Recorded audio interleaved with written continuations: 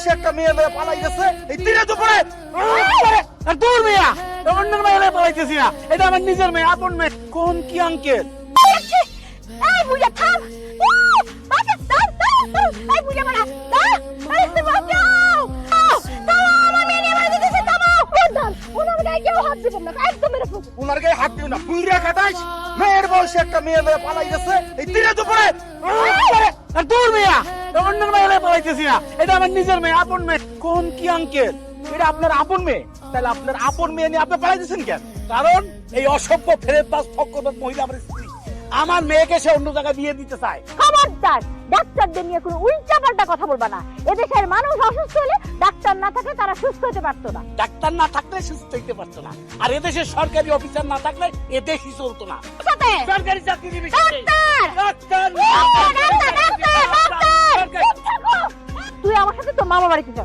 তোকে আমি মামা বাড়িতে রাখা ডাক্তার ছেলের সাথে দিয়ে দিব। তুই যদি সত্যি আমার ভালোবাসো তাহলে তোমার ডাক্তার হইতে হবে।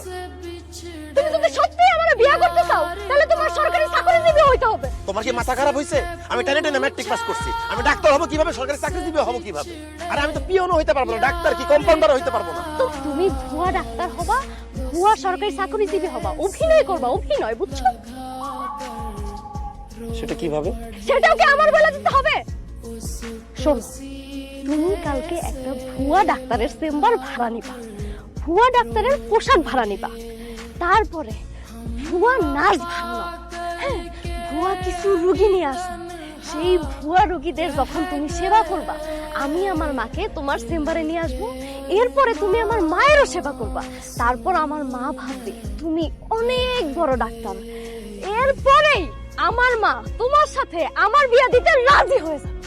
কিন্তু তোমার আব্বারে রাজি করাবো কিভাবে? সরকারি চাকরিজীবী সেজে। শোনো, তুমি আমাদের গ্রামে এমন একটা ভাব নিয়ে ঢুকবা যেন তোমার দেখাই মনে হয় তুমি অনেক বড় সরকারি অফিসার। এরপর সময় মতো আমি আমার আব্বারে তোমার কাছে নিয়ে আসবো, আর আমার আব্বা যখন দেখবে তুমি উপজেলার অনেক